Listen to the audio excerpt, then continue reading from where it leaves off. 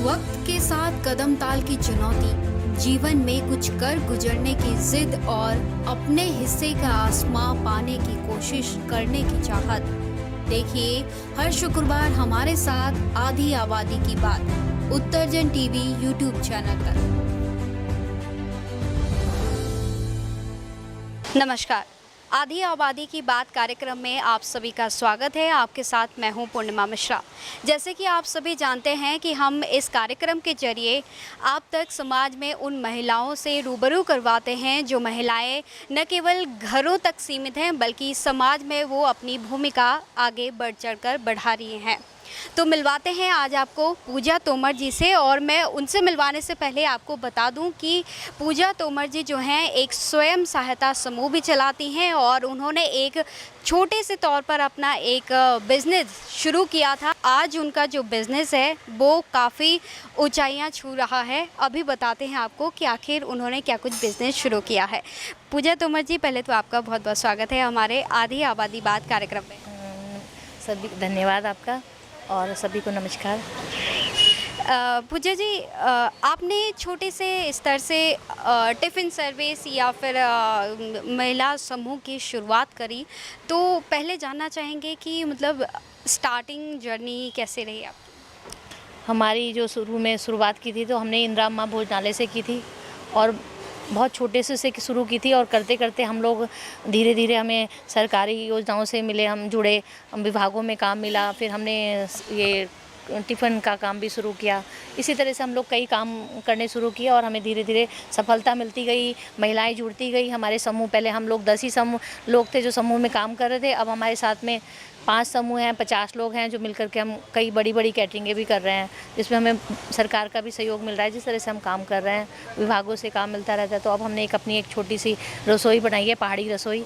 ये भी हम पुलिस मुख्यालय के सामने चला रहे हैं, तो इसमें भी हमें सभी लोगों का बहुत अच्छा सहयोग मिल रहा है। सहयोग मिल रहा है, लेकिन आपने मतलब इसकी शुरुआत कैसे करी? क्या मन में आया कि मुझे खुद अपना व्यवसाय तो बढ़ाना ही है? पहले कैसे उस व्यवसाय को आपने सेलेक्ट किया कि हम पहले खाना बनाना शुरू करते हैं और फिर महिलाओं को भी आपने जोड़ा है उसमें, तो किस तरीके से शुरुआत रही है? जो हमने शुरू में शुरुआत की थी तो हम लोग जैसे स्वयं सहायता समूह होते हैं, ऐसी मंडलियों से जुड़े हुए थे। तो हम लोग मंदिरों में जैसे कभी भंडारे पूजा ऐसे क्या करते थे, उसमें काम करते थे। फिर हमारा लगा कि हम महिलाओं की कोई अर्निंग होनी चाहिए, बच्चे बड़े हो रहे हैं, इनकी पढ़ाई कैसे होगी, इतने खर्चे हैं बच्चों के। तो फिर हमने सोचा कि हम कुछ ऐसा काम करें जो अलग हो और लोगों को हमारा काम पसंद आए। जैसे महिलाओं के हाथ में एक हुनर होता है कि महिलाएँ खाना बना सकती हैं, और सभी महिलाएँ पढ़ी लिखी हैं तो भी बना सकती हैं, अनपढ़ हैं तो भी बना सकती, खाना सारी महिलाएँ जानती है। तो फिर हमने काम शुरू किया, हम छोटे छोटे काम लेने लगे, काम करने लगे, बर्थडे का काम किया।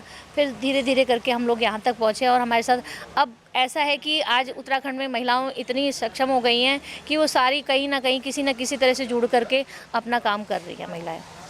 स्वयं सहायता समूह को आप किस कदर मतलब महिलाओं के उसमें अच्छे प्रयास के रूप में मानती हैं? क्योंकि आज बहुत सारे स्वयं सहायता समूह हैं जिसके बदौलत बहुत सारी महिलाएं खासकर उत्तराखंड में कुछ ना कुछ काम से, स्वरोजगार से जुड़ी हुई हैं। ये जो है आत्मनिर्भर भारत जो है, महिलाएं जो है इसमें आजकल आत्मनिर्भर हो गई हैं। सभी महिलाएं अपना अपना कुछ ना कुछ काम कर रही हैं। कोई मसाले का काम करती है, कोई अचार का काम, बड़ियों का काम। तो इससे महिलाएं आत्मनिर्भर हुई हैं। जैसे लोकल आदमी, हम लोग, हमारे यहाँ एक समूह है वो कंडाली का चाय भी बना रहा है। तो इस तरह से अलग अलग, अभी रक्षाबंधन पे उन्होंने राखियाँ बनाई हैं। तो कुछ ना कुछ महिलाएं कर रही हैं और उनको सफलता मिल रही है, वो काम कर रही हैं सारी महिलाएं, यही है। हाँ जी। आपने बताया कि घर से शुरुआत करी, पहले खाना बनाने से लेकर भी, फिर धीरे धीरे महिलाएं भी और उसमें ऐड होती रही। तो आज ये भी हम देख पाते हैं कि सचिवालय तक जो है आपका टिफ़िन सर्विस जो है सुविधा दे रहे हैं। हाँ जी, हाँ जी, हाँ जी। इससे हमें बहुत अच्छा लगता है हमारी महिलाओं को कि हम लोग आज यहाँ तक पहुँच गए हैं। कभी हमें बोलना, अभी भी बोलना नहीं आता है, लेकिन बोल रहे हैं कि हम लोग घर में ही रहते थे, घर का ही काम करते थे।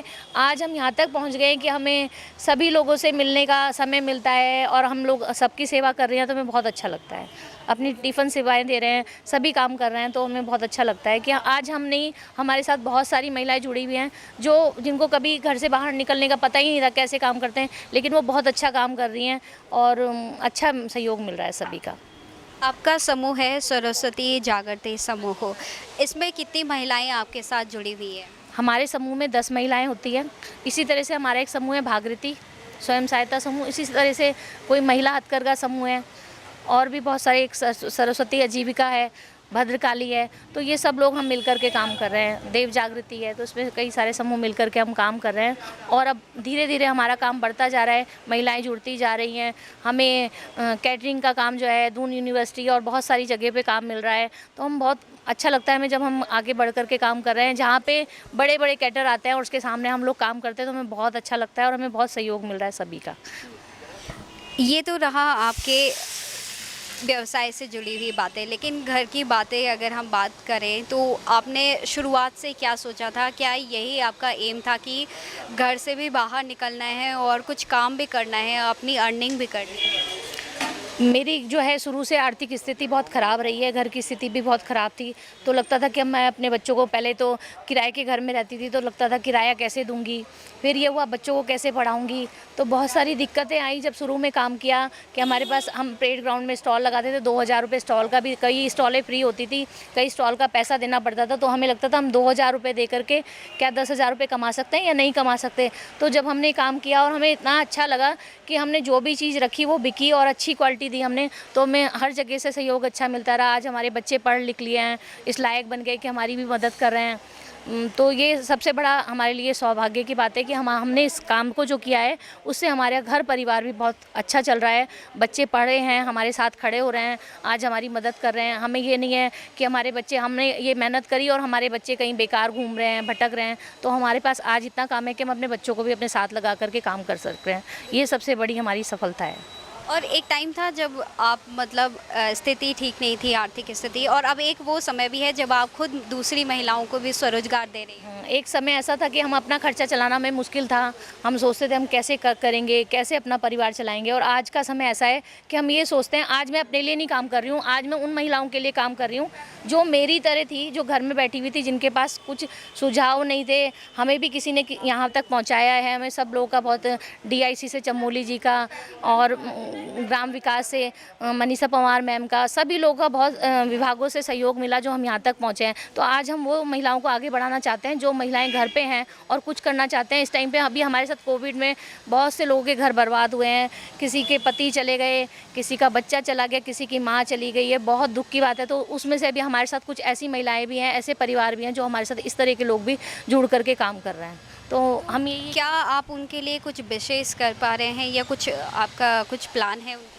हम उनके लिए अभी हमने एक जैसे कि कोविड में जो लोग मरे हैं उनकी आत्मा की शांति के लिए भी हमने एक भागवत का पाठ भी किया है। वो भी हम लोगों ने यहीं से अपने समूह के लोगों ने मिलजुल करके ही किया है। तो हमने पहला काम वो किया है। दूसरा काम हम उन महिलाओं को जो जिनके पति हस्बैंड नहीं रहे हैं और वो बेरोजगार हो गए हैं, घर परिवार की स्थिति बहुत ख़राब है, कोई बच्चियां हैं, माँ नहीं है जो घर चलाती थी, तो उन लोगों को जोड़ करके अब हम इसको काम को आगे बढ़ा रहे हैं। आपका पहाड़ी रसोई जो है बिज़नेस है, तो आपका थीम कैसे आया दिमाग में कि पहाड़ी रसोई खोलनी है? इसमें गढ़वाल के हर तरीके के जो पहाड़ी दालें हैं या पहाड़ी चीज़ें हैं उनको प्रमोट करना है। देखिए, मैं पहाड़ की लड़की हूँ, तो मुझे लगेगा कि अपने पहाड़ की चीज़ें जो भी हैं, हम उत्तराखंड में, हम जब पंजाब में जाते हैं तो पंजाबी ढाबे देखते हैं, हम बॉम्बे में जाते हैं तो मद्रासी ढाबे देखते हैं, तो हमारे उत्तराखंड में भी हमारी पहाड़ी रसोई होनी चाहिए। यही सोच करके एक आया मन में विचार कि हम अपनी पहाड़ी रसोई चलाएँ, जिससे कि हमारे पहाड़ के जो प्रोडक्ट हैं वो आगे आएँ, उनको लोगों को पता चले।